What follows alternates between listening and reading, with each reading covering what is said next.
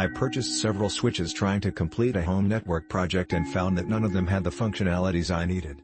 I spent days trying to configure those switches to work with VLANs for my pfSense box. I managed to get it all set up with this switch in minutes. Congratulations are easy enough for anybody to get things done but won't patronize advanced users. Great product Cisco.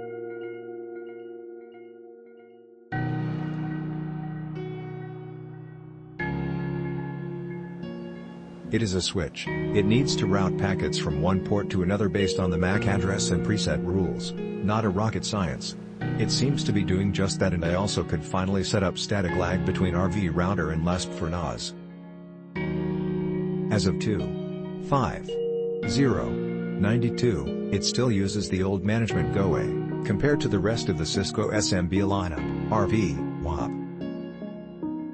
Which I don't care about, as I don't need to fiddle with it on a daily basis, but nonetheless, it would be nice to have a common user interface across all devices, as I don't have a gazillion of them to resort to CLI.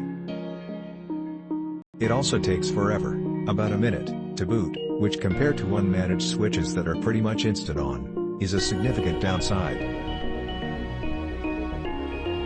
I understand if it's a 48-port rack-mounted switch it might be considered okay as it's pretty much a network appliance at that point, but for an 8-port desktop switch in 21st century, it is a little bit too much, if you ask me. Maybe if you configure it over the top with deep packet inspection and stuff, then it is reasonable, but I barely use anything beyond trunking and it's ridiculous how long it takes from powering on to getting basic switching capabilities to work. Using a month, without any issue, easy setup, you couldn't miss this reliable product in your small network. Can't go wrong with Cisco. Former switch technician for AT&T Wireless. Cisco supplies much of their networking equipment and for good reason. Durability and reliability is a must. I needed a switch for my home network which is attached to my Google Fiber router. I tried other non-managed switches but wanted the ability to tweak performance. I opted for Cisco because the software is highly flexible. My experience with AT&T was managing Ericsson and Nortel switches in every aspect, which I did for nearly a decade. From my perspective, configuring this little Cisco box is like going from college down to middle school.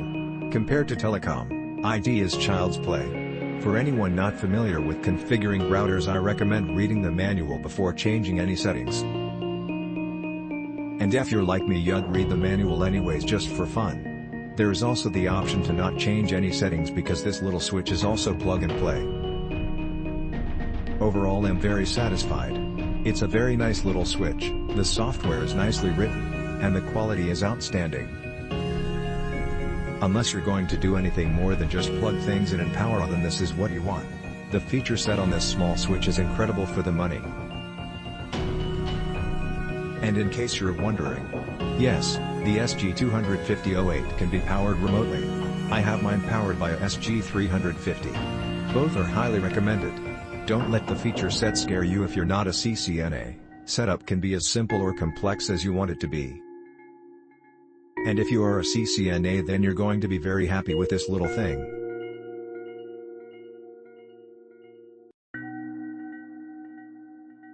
The usual quality from Cisco. You can't fail.